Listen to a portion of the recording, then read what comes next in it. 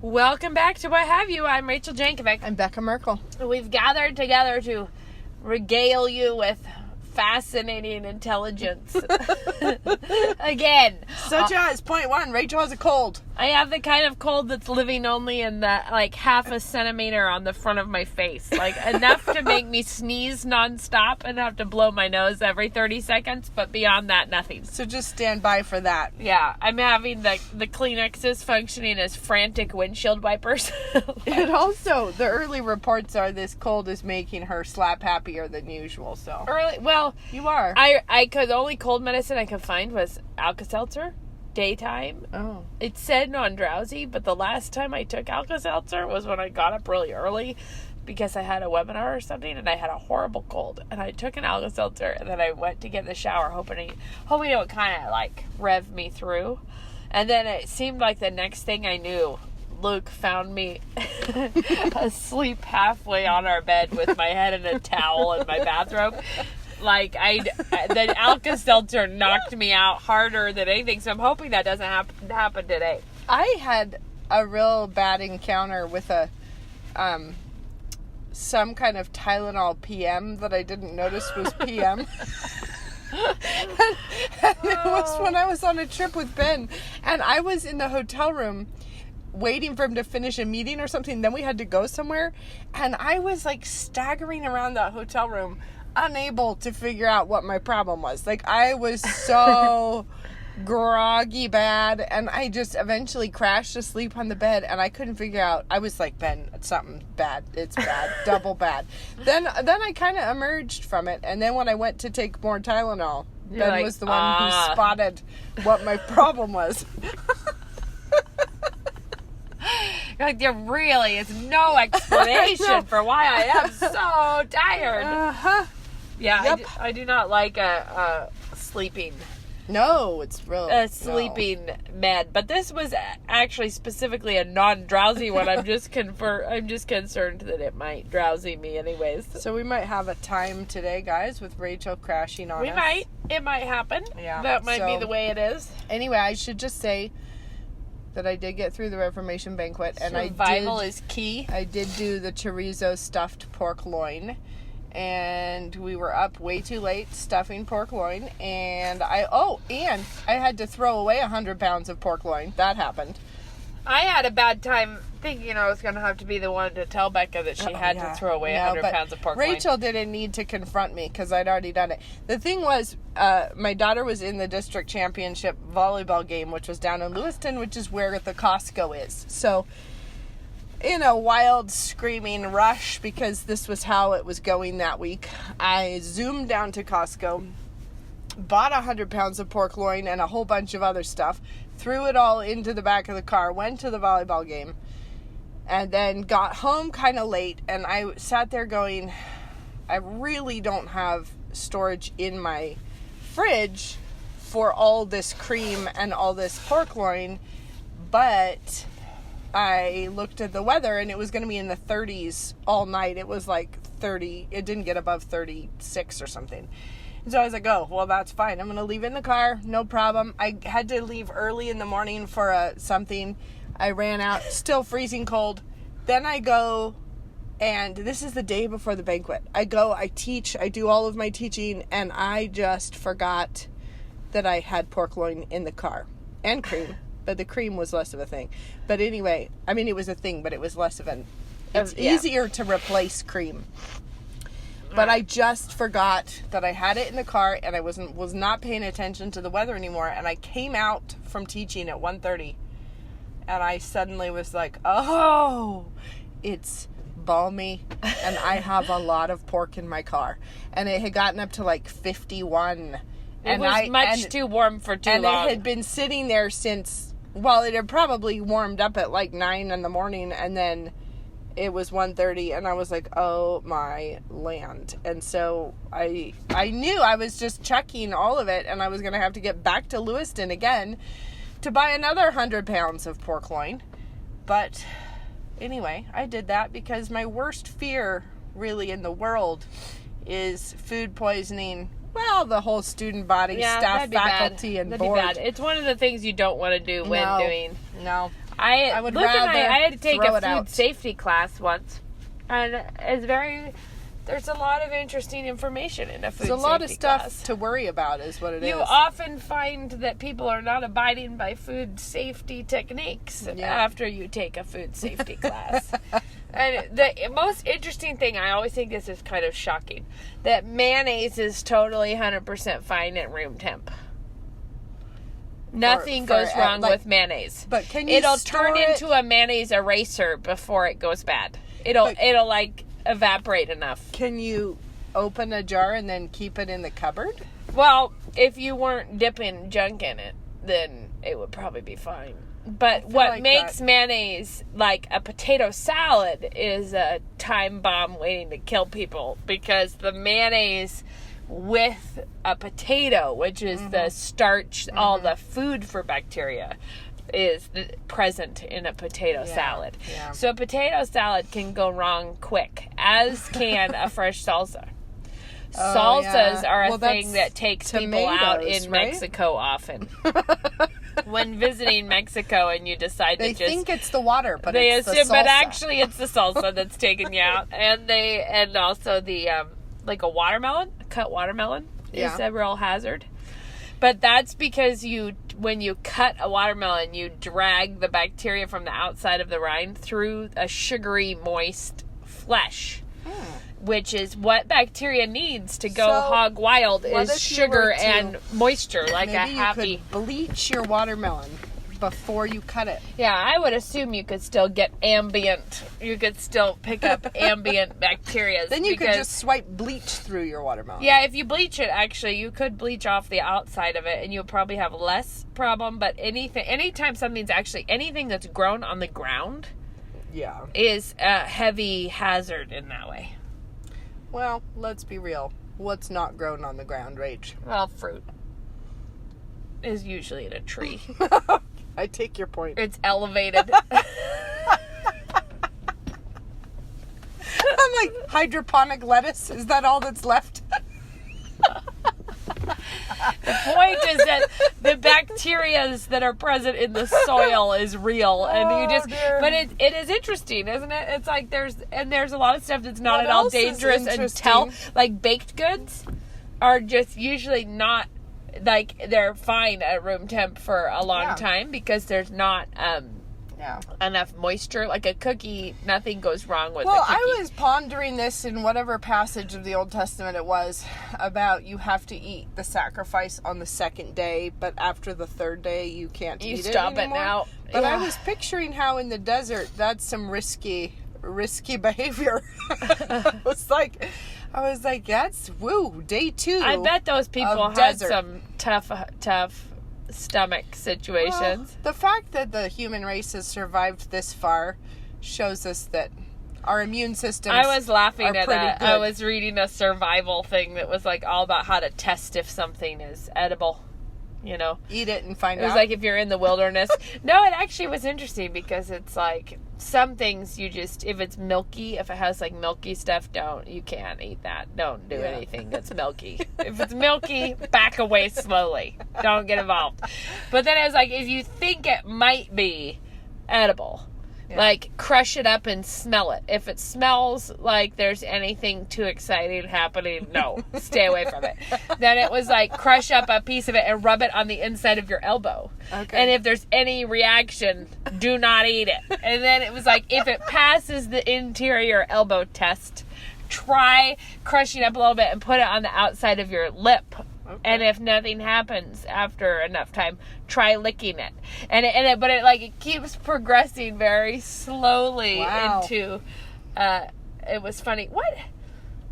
What book is that? Is it in a John Buchan book where he's stuck on an island, food poisoned for like way too long? He's like, it's not ringing a bell.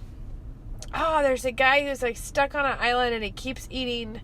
He's trying to find, he's like starving. So he's eating like shellfishes of some kind, whatever. But then vomiting wildly because he's poisoned himself. And then after some time, of living this risky life.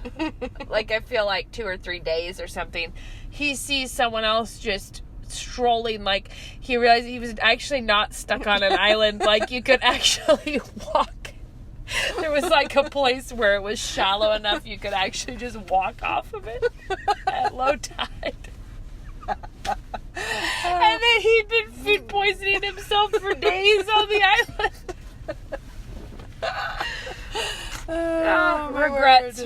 Yeah. Anyways. So, guys, now you know, if you're stuck in the wilderness, Just Judah, do the touch it to your lip test. Judah was just telling me about the survival show that some Idaho guy won. Oh, yeah. He didn't watch it, I don't think. He was just recounting what the story someone was said. good, yeah. But it was sort of like everyone else was panicking and eating moss. We are proud of Idaho.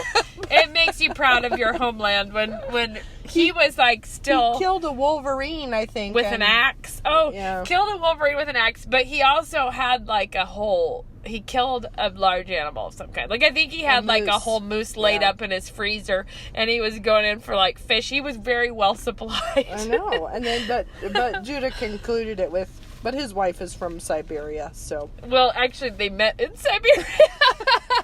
Idaho gets less credit. Yeah. Oh, that was funny. But you know that somebody tried to poison Abraham Lincoln with a tomato? I thought it was George Washington. Oh, might have been. I thought it was a presidente. Was it Washington? Yeah, it might have been Washington. Because it's a nightshade. Because it is a poisonous plant. They thought that it would And they thought, but then I had heard that they actually had evidence to think that tomatoes were poisonous because all their plates had lead in them.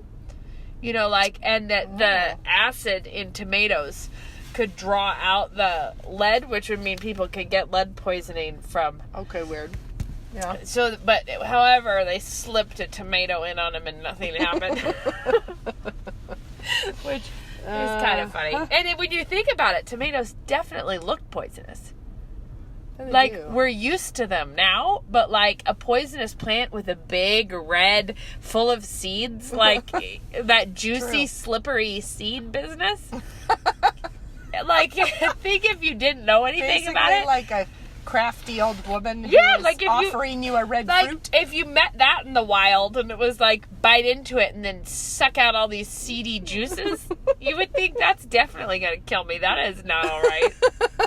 But it still can kill you if you eat it in an ill-prepared salsa. I do think it's happy news that we live downstream enough in people have sorted it out for us. Because you're like, somebody was there just to learn the lessons about mushrooms, but... And like, there had to have been a lot of trial and error around the mushroom situation. Yeah, exactly. I mean, like, because the fact that you have such a swing between varieties, the ones that you may eat and the ones that you may not eat. Oh, I know, but the experimentation would have been a rough time to be in on. Who wants to try this next kind of mushroom we found? I know. We'll just wait and see if you froth at the mouth and die, and then we won't there's eat that one. Okay, somebody posted a meme that made me laugh. That was like, have we tried exploding all food to see if it makes it better, or did we just stop with corn? That's a John Gould. There is a lot. John Gould has such a funny short story about his long-term concerns with the stories that Indians carried popcorn, that the warriors carried popcorn as a way to like have a meal, but have it be a small thing. It is very funny. He wrote like in the 40s, but the thing that makes it so funny is you never really thought about that. Like, they're like that warriors would carry popcorn seeds, kernels, so that they could eat a meal, but it was like, sure, it was more consolidated. Yeah. And then you eat it. Sort of an MRE. Yeah, exactly. But he was like, but I can't imagine a time where this is a sensible choice, because he was like, really went on a journey trying to figure this out, because he's like, so you heat up a hot rock, which is what they would all say. Like, you build a fire and you put a rock in it. He's like, and then you put your popcorn on it. He's like, surely any calories that you might get from eating the popcorn, you would lose from leaping about your campfire trying to catch a kernel at a time. And he was just like, it doesn't make sense. He said, on the other hand, we never heard tell of Indians you know, with a tomahawk in one hand and a popcorn popper under the other. Like a whirly pop.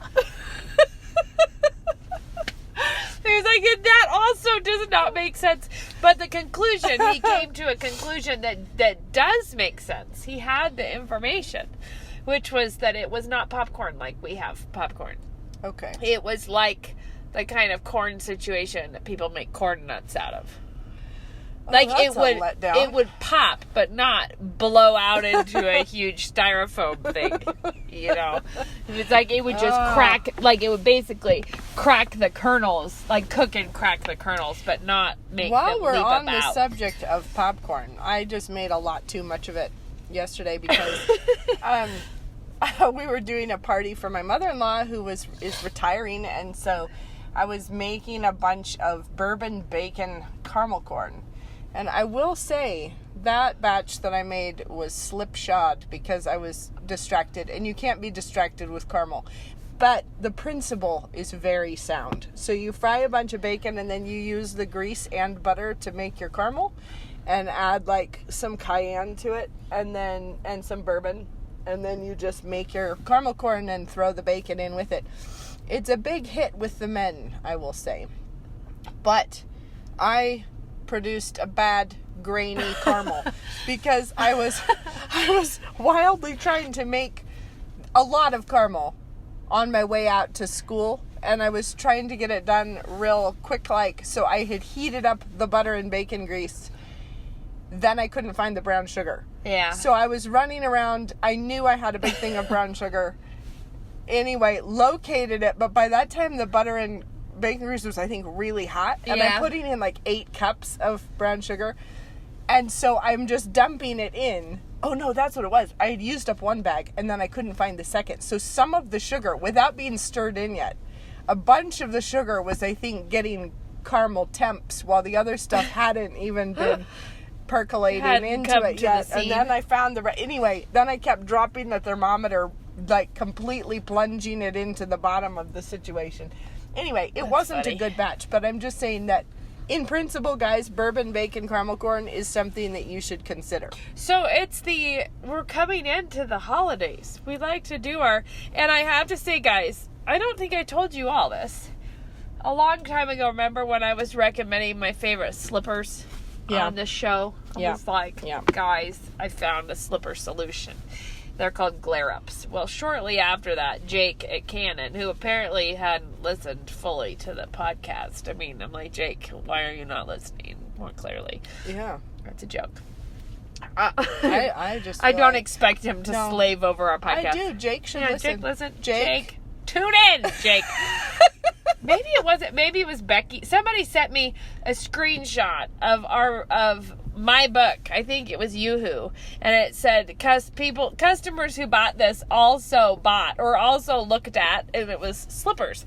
Oh, I think it was Becky Pliego who sent it. That's it. I showed it to Jake, and he was like, "What the heck is this about?" And I was laughing. I was like, "Look, my book is paired with the slipper brand I recommended." Well, the book Thanksgiving 101 on Amazon right now says customers who bought this also bought, and it's Even Exile. We've paired Becca's book with the cookbook that we recommend. I actually love that because I do too. Slippers, Thanksgiving cookbooks. I feel like if you read Even Exile, I think your next read ought to be Thanksgiving 101. Yeah, get involved. It's true. Your next step is throw an excellent Thanksgiving for people. Throw a party, you guys. So since Thanksgiving is coming, I've said this before, but one tip that I love that we have done the last couple years is just radically overshoot how much food we need. Yeah. And everybody who brings stuff, we get major excessiveness going on the food, so that I buy a bunch of tinfoil pans and Ziplocs, and every person that comes to Thanksgiving goes home with a substantial amount of leftovers. Yeah. And that is because I feel that the leftovers are a good part of the celebratory nature of Thanksgiving. The day after Thanksgiving, it's important to eat pie for breakfast. It's important to be able to. Yeah. And the worst of all is the next day leftovers are good, but evening of Thanksgiving, Yes. you can't not have any Thanksgiving food in your house. You need to have it. Yeah, because even if it wasn't at your house, you should have stuffing in the fridge. And that's what happens is that if you go to someone else's house, which in our family, you're always going to be going to someone else's house because... And it's always, I mean, that's fun because your day of Thanksgiving, you're not doing all the wild prep. You get to just go have a beautiful dinner. But you probably are making food for Thanksgiving, but it's just a different... But then you go and then you leave with what you came with, which is probably not sufficient. Probably not.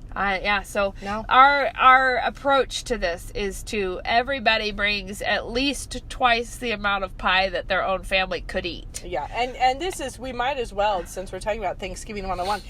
And I will also say, look at us being so on it that we're talking about Thanksgiving at the beginning of November. And not the day after. Not the day after Thanksgiving. Aren't you proud of us? Guys, look. So, another thing that I do... Thanksgiving 101, you still have time to order it, you guys. And it's a great book. It's super basic. It's like Williams-Sonoma, but it goes through a lot of the classic... Not Williams-Sonoma. It is. Rick Rogers, who writes a lot of cookbooks for different people, but I don't think it's a Williams-Sonoma book. You probably bought it there. Maybe. They probably sold it there. I thought it... Okay, never mind. It's not one of their brand cookbooks, I thought it said somewhere on the cover, but maybe not. Either way, it's a lot of basic recipes, but with a lot of variations. So a lot of different kinds of stuffing, a lot of different kinds of pie. Anyhow, last year I made stuffing that I felt that I made a note to myself to do it again. Like where you're like, hang on, that was really good. I should do that. Which was with the homemade sourdough bread. I had cubed. But if I make it soon, which I will do, I'll cube some and put it in the freezer for the stuffing. But the other thing that I do. But just to be clear, we are feeding a lot of people at Thanksgiving, so you may not feel, and then however many people we feel, we're aiming to feed them 2 times at least. Yeah. So we're shooting the moon a lot of turkey on food volume. But our local grocery store, Winco, does this thing where it's the season of free turkeys again. Whenever you buy $100 of groceries, you get free turkey. So I put so many turkeys in my freezer because I spend $100 at the grocery store very easily. Yeah. So what I do is in advance of Thanksgiving, I use one of those turkeys to make a big thing of turkey stock. Oh, yeah, I've done that. Well, I've not that far in advance, but like before you're actually cooking, because the stock will stay in my fridge for a little while. I've done the stock, but I did it from that cookbook where you start with a turkey neck and a bunch of other things. But doing a turkey carcass would actually just be easier. Yeah, well, I cut the turkey. What I usually do is cook the turkey, and then I pull the meat off when it is, when that part is cooked. Like pull the meat off and shred it for... And actually, this is a random food tip. Okay. Whenever you cook meat in advance, I have a pet peeve with meats in advance. Okay, I'm ready. Which is that I don't like leftover meat taste. Okay. Like, so if you shred chicken breast. Oh, sure. No, if you shred a chicken breast and then you put it in the fridge, it has a different flavor than it had when it was fresh. Yeah, it's drier though. I mean, I feel like is it flavor? I feel like it's more texture. I don't know, but I feel like you can taste something that you couldn't taste before. Maybe. So however that is. But if you store it in broth, it does not do that. So if you pack it in a jar or something, so like if I shred a bunch of the meat off of the turkey and I pack it in something and then I ladle broth over it and keep it that way. That's smart. So then I have shredded turkey in the fridge in a big vat, which is actually, turns out you can do a lot of things. I feel like we make the weirdest stuff with that kind of stuff. I'm like, how about we have creamed turkey on toast? Whoa. Turns out you can do weird things. If you have a big vat of shredded turkey and broth, you're very close to a lot of... I pulled out of my freezer yesterday or the day before, or maybe it was a week ago now. I can't... It's all a blur, but it's in my fridge, and it's a big Ziploc bag full of meat and a red sauce. And I've got no idea. It's a lot. It's like a gallon of it. And looks like shredded chicken in there, but it's a tomato-based something, and I can't... Kids make it? I know. I'm sure I did, and I didn't label it, and I've got no idea. Was it your freezer? Yeah. Oh, I thought you were saying your fridge. I put it in my fridge to thaw out. How bad is your out. memory, Becca? No, I put it to thaw, to find out, and I'm like, I don't. It might be like a chicken tikka. I don't know. So I want to say something though, because I know that some of you who probably don't like to cook or have not ever cooked consistently enough to find our conversation interesting Right. that we're having right now. Yeah, we are. We're being boring for you. Blathering But on. I do want to say something, which is that this is the time of year when I think mothers have, this is like your big season to shine. Like, and this is the season when we can do so much kindness and love towards our families that will last them their whole life. The memories of what it means to be part of a family, what it means to love the Lord, and how that changes things. And you know that this whole season of Thanksgiving through Christmas and New Year's, like this season is like an athletic season for a different kind of sport. It's like you're going to be having lots of practice. You're going to be having lots of, lots and lots of opportunities to make things no fun or lots of fun. And make it taste good, And like, smell good and be good. Yep. Like, you want it to be where your kids... Like, you have those memories as a child. You know what character you want to be in the formative memories of your children and your grandchildren.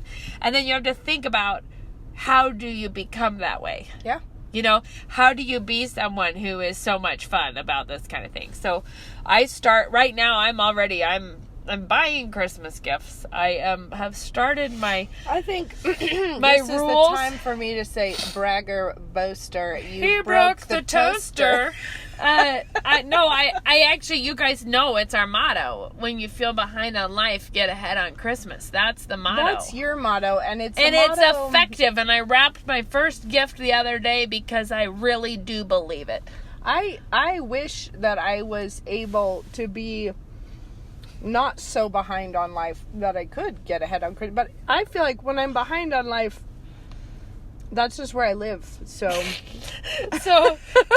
for me though, it's a real comfort. And my tip that I've always said before is like, get a Ziploc bag that you can put stocking stuffers in for each person. That is a good tip. Label it and put it in a bag. Put it in the top, like our box. Put it in the top of your closet or somewhere. And then every time you see some little thing on clearance or something, put it in there. Another thing I do is whenever I think of something that would be good for someone for Christmas, I put it in my Amazon cart.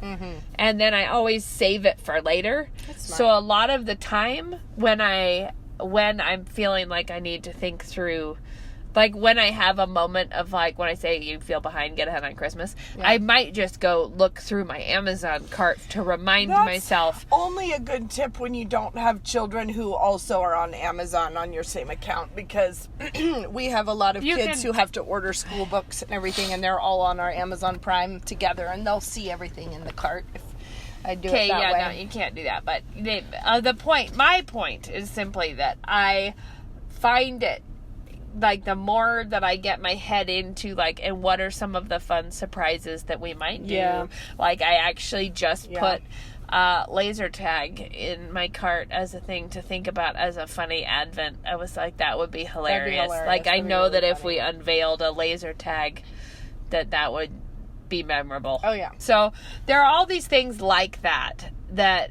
is, like, I try to think of the season and think if we do Advent stuff, just anticipating Christmas, we want that whole season to be really flavored by really God's love for us, that he sent us a son. Like Emmanuel, God with us. Like the fact that this is really good news.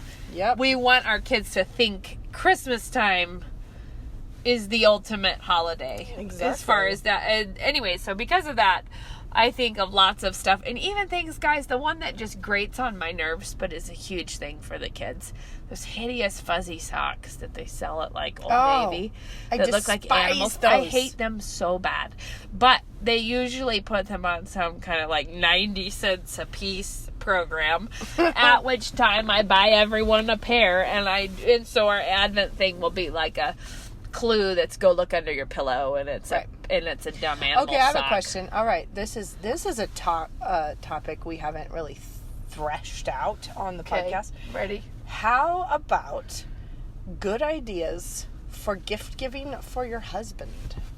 Because that one that's the one gift that I wrapped.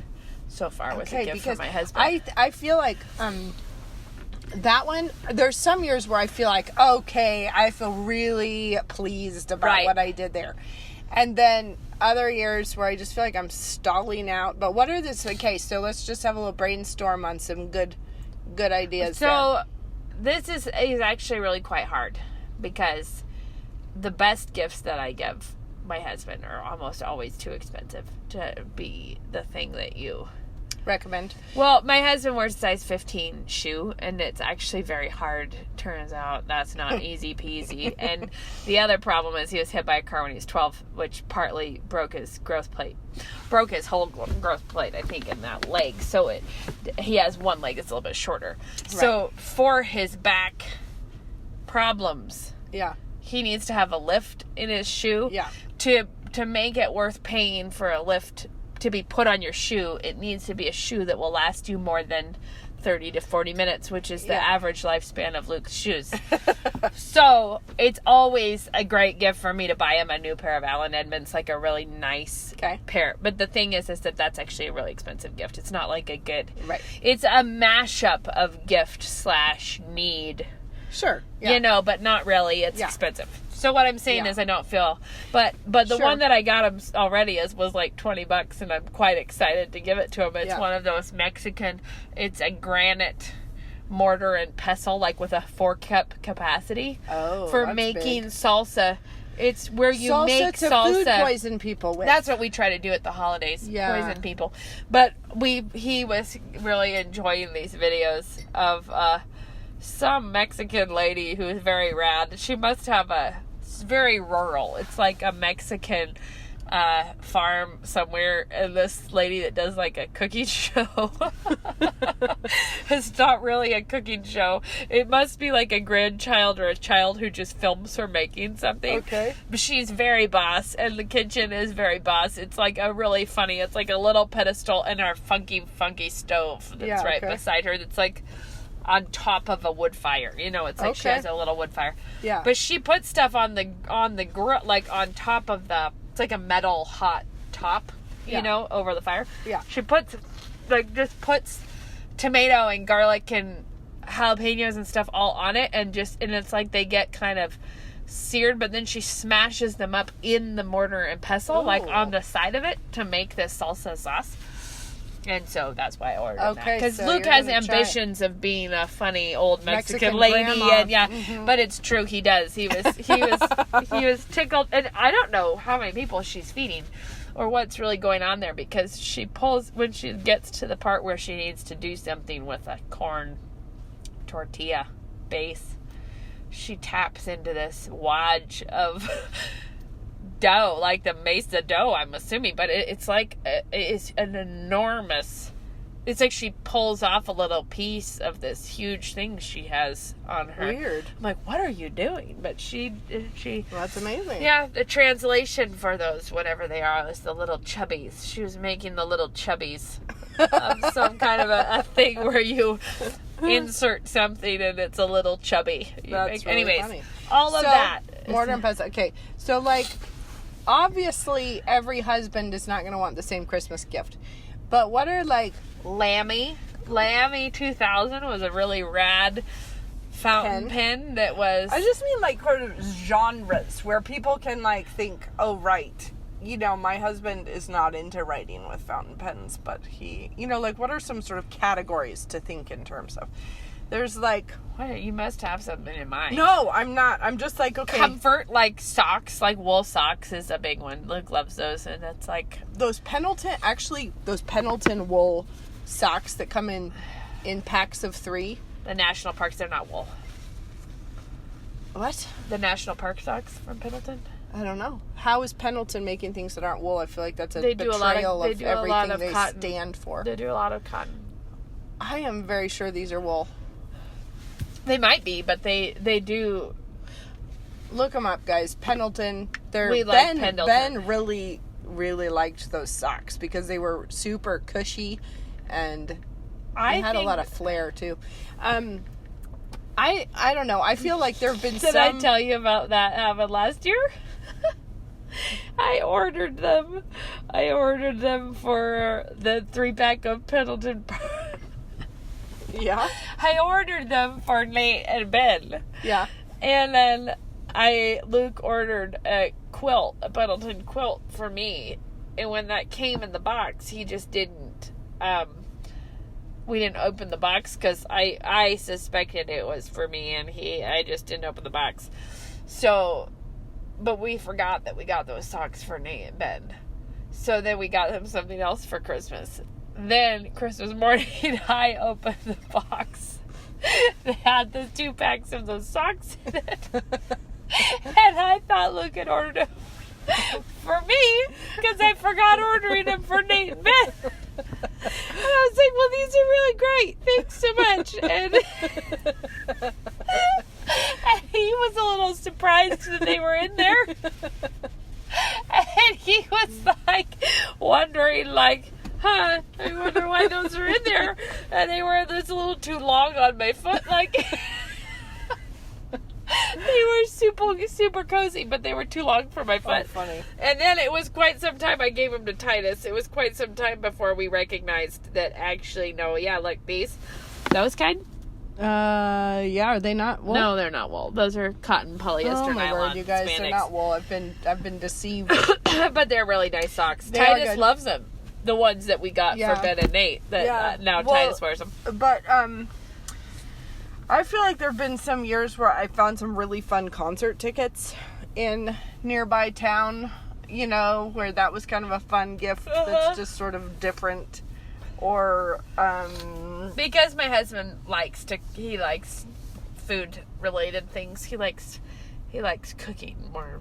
Well, all the years, throughout the years, I typically have given him some food related gift, like a Belgian waffle maker, like a big professional ding-a-ling waffle maker, or the salsa thing this year. Although that one, I mean, Ben enjoys doing stuff in the kitchen, but I don't think he's not at the point at which I would buy him a waffle maker. But I got that in our early marriage, and it was a phase when Luke was into, he enjoyed making the overnight You got waffle a fun painting for Luke. That's true. Last year. I got him a pretty one. Like, just with a artist locally, bought the painting. True. That's fun. Oh, and I also got him I got him a leather chair. It's like always a dad good chair. It's kind of fun to have a dad chair. It's true. It's always good to put like a bottle of scotch fills out a stocking nicely. Yeah, fills up a stocking most of the way, actually. Luke likes moleskins. He uses those a lot. Yeah. So, like a nice pin or a moleskin or... the Levenger catalog. That's true. Page points are a nice... Page points are nice. Those little brass, like... It's like a bookmark, but it points to a particular thing. But, like, I feel like Levenger has stuff that is good for a stocking. Yeah, the other one is Saddleback Leather is a hilarious Christian guy who does really nice full-grain leather stuff. I got Luke a great wallet from them, but they have also really pretty... I got him a bag one time, but those are way more expensive. But it is like a lifetime bag. It's like you buy it for once. You guys... And then a leather folio, like where you put a legal pad in it, you know? So you have I've gotten that for Ben too. They have that, and then like a wallet. But the problem with all those is you buy them once and then you've done it forever. So then you're like, great. Limiting myself. I feel like the time that I really was pleased with myself it was ages ago. I was pregnant at the time, and I must have been pregnant with Hero because I was pregnant at Christmas. So this is my 4th child. And we were doing a ton of work on our house, and so I bought him a table saw. And now you've just gone into your... We're good. I'm listening. Don't draw everyone's attention to that, Becca. Anyhow, so I buy him a table saw, but I had to go to Home Depot, which is also in Lewiston, buy the table saw. I think I found it on sale or something.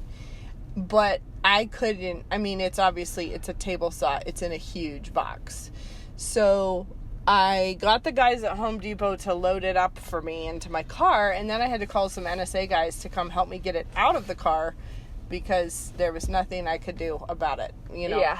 So I rolled out all of the wrapping paper in this huge thing on the floor, and I got the boys to carry it in and plunk it down on top of the wrapping paper so that I could just wrap it in place. And then I pushed it against the wall in the dining room.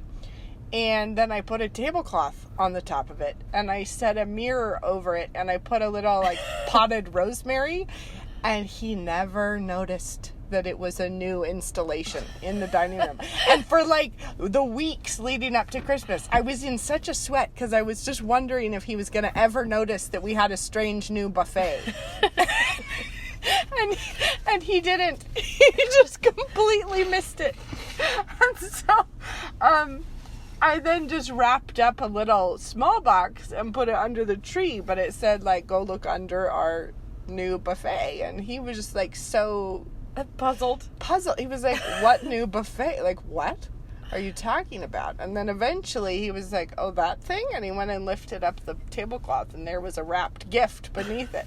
I just felt real pleased about that one. That was a success.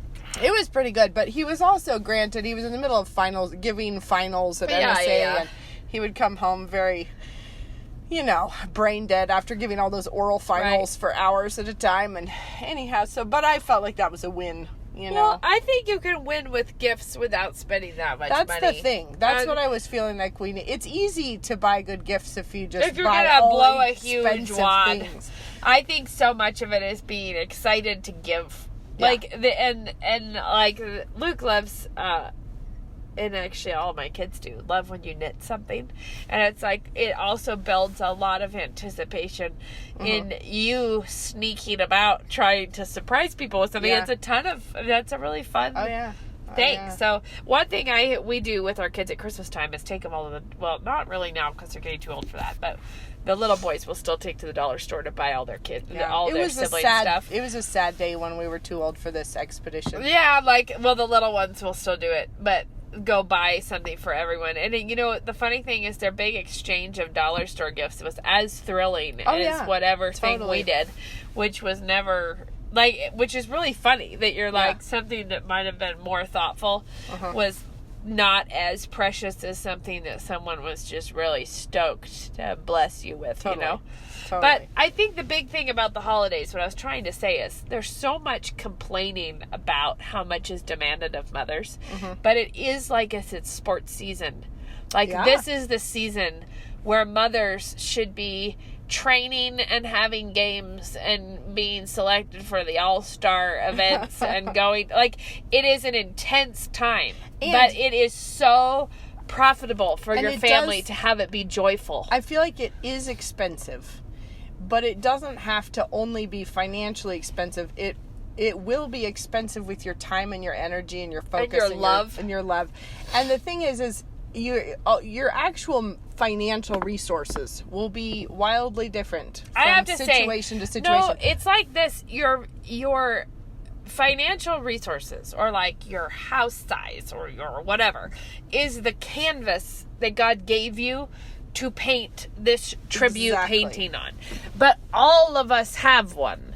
Yep. And we have everybody has a constraint, and everybody has and it is not true that the bigger the canvas, the better the painting. It's not true. No, it isn't. And so you think the point is, God's given me this. How can I best glorify Him and bless my family and everything that I do within the constraints God has also given me? And there's a lot for everyone to do, no matter how small. You might be making your own gifts. You might be shopping at thrift stores. You might be, all kinds of lavish in what you're able to order up with, And I would say that whatever your budget, whatever your constraints, one thing that I love is actually, as a mother, really pray about, God, help me to bless these people. Help me. And I feel like I want to glorify you by blessing my family with this celebration. Yep. And in that, God is so... and then you find something on clearance, and it feels like, of course, it's like this whole celebration of God loves you loving your children. Yeah. God loves you trying to honor Him by making this a joyful time. And there's a lot of stuff you can't go say you can't afford to go buy, a bunch of beautiful decorations. But there are tons of very cheerful, fun, joyful things you can do for about 20 cents. Well, that's like read Edith Schaefer at that point. Yeah, and I think she does actually talk about using a cardboard box for your side table. Yeah, doing it. And one time I did for one of the things that we did, I bought colored tissue paper, like a big pack of all different colors of tissue paper, and wadded it up into balls over yarn, and it made a long garland of bright colored balls of tissue paper, which is surprisingly festive. Oh, I'm sure. Really has the feeling of, wow, we're partying now. Here we are with our colored tissue paper. But I also think teaching your kids to be generous, as well as you being generous on their behalf. Because of your father is so generous that we reflect him. Yeah. So, anyhow, it's don't let your kids grow up to be miserly about things. There's even some well-known Christmas stories about those characters. It's be open-handed and teach them to be open-handed. One thing I did with my kids one time in Advent that was quite fun and random. I just bought some balloons and I think we used printer paper. We made on a piece of cardboard, we made a paper mache snowman through multiple days with balloons underneath it. We coated, we made a large paper mache snowman. Yeah. And it was very thrilling for them. And the total cost is some paper.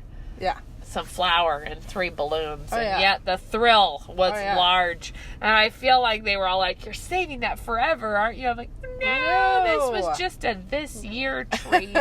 We're going to let this snowman go. We're going to set him free.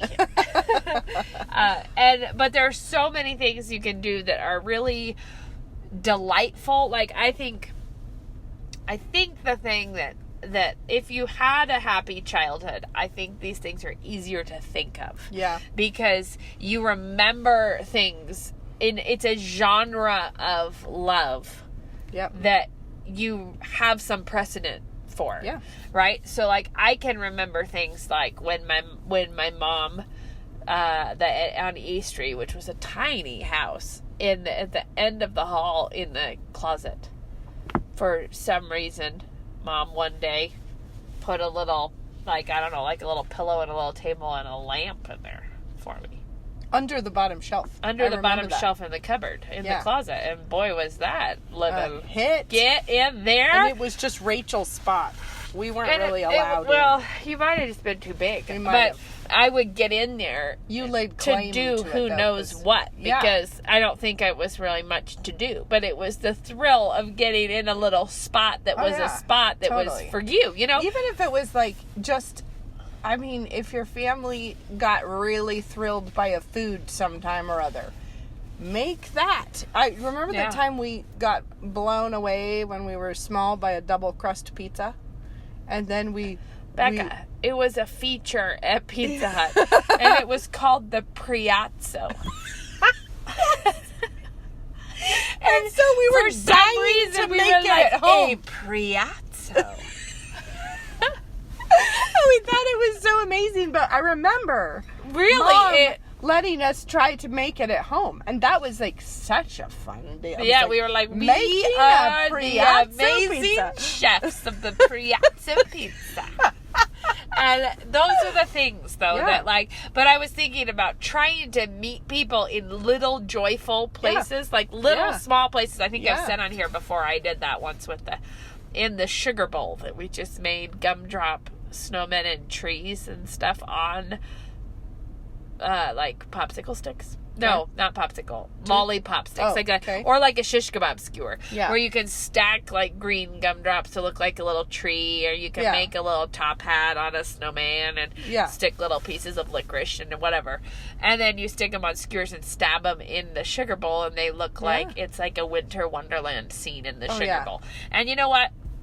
That's not expensive, and it's not.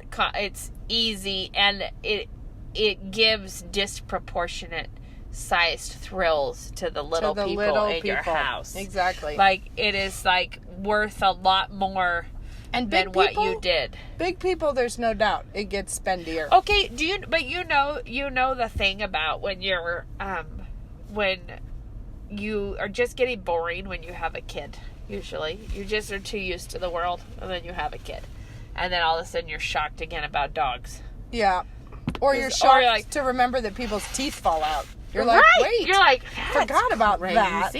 But I remember it being like you have a baby and all of a sudden they're like pointing out every squirrel on a telephone wire, and you're like, you know what, that actually is really surprising. Like, now that you say it, I'm surprised also. Like, you're like, because all of a sudden your eyes are, you're like, here comes a dog. Yeah, you know, you're just in a different world. But what I was going to say is loving on little people with things like that is not just good for the little people. It is really healthy for the grown-ups to rejoice in and celebrate little things that are not significant. Yep. And I think that the Christian temptation, and maybe we're going to run over time never having gotten to a real substantive discussion not here. Really, no. But the thing that I want to say is I think the temptation for Christians who see the world in all of its lost horror is to think that doing things like sugar, gumdrop snowmen is unchristian. It's like fiddling while Rome because burns. You're like, don't you know about the massacre of abortion?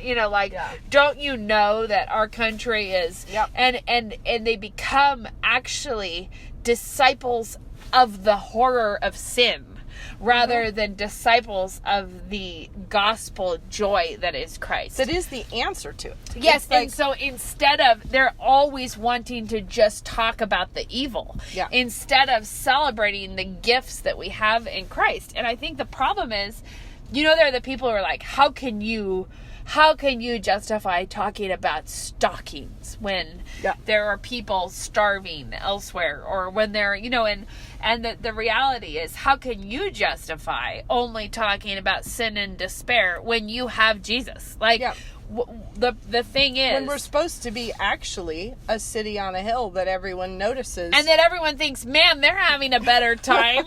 Not like, look, that's where the shrill person in the neighborhood lives who won't stop casting our sins in our face.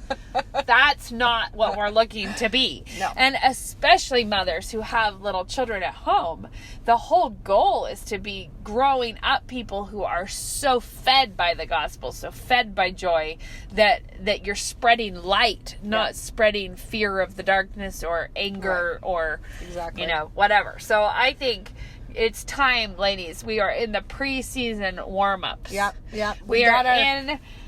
It is time for us to shake off the sluggishness of whatever season we're coming out of and get ready to really live at a higher level right now. The pump-up music, people. Yeah, and really start looking for things that are not expensive but are fun. Like, I don't know, I'm like, this is a time of year where if I pass by a snowflake-shaped noodle, I'd be like, grab that. We gotta start stocking up for the party season. Like, we're gonna need that. It's like it's time to start building up your arsenal of ideas, of roping your children in so that they become participants in this and not just little greedy recipients. And because they're participant, part of the thing is that your job here. I was just talking with some friends this morning about going on a long car drive with kids in the car, and I was saying it's not actually your job to entertain them the whole time. It's your job to bring them with you in fellowship and have them grow through things that are not always easy to be a pleasant person. And I was like, sometimes the job is, we're going to teach you how to be the kind of person who remarks on the birds and and looks out the window and is, but it's not a mother's job to make everything crazy entertaining. Like, you're not putting on a show. Right. You're bringing people in fellowship on a joyful journey, which is very different than I'm obligated to make everyone happy with my work. Because that's just going to build resentment every direction. It will build their resentment because that's not fun. And it will build your resentment because they're not having fun that you're trying to make them have fun. It will build their resentment because you're never going to be good enough for a bunch of connoisseurs of other people serving them all the time. And I have to say that as a mother of little kids, you're in a unique position, which is you do need to be doing fun things for them and delightful things for them. And you also need to be ready to discipline them for not being fun Grateful. people. Yeah. Like, not just get your own self out of whack about it. But we need to be able to be like, yeah, totally. you know how we handle it when people are doing fun things for us? Not this way. you know what your toot is telling me right now is that you need more practice being grateful. Yep. Anyways, I'm getting excited for the holiday season. Yep. I'm feeling the pregame jitters. Starting to woo! Start to peruse those stuffing recipes, you guys. I always have to do cornbread stuffing because of Grandma Greensides. Did you know that Grandma Greensides, I called her to get her cornbread stuffing recipe one time and she had no clue. She produced something that had pimentos in it and I was like, that wasn't it. I don't think she had a recipe. No, but I made so I always liked the cornbread stuffing, but when I made the sourdough one last year, I used those sour cherries, that dried sour cherries from Costco.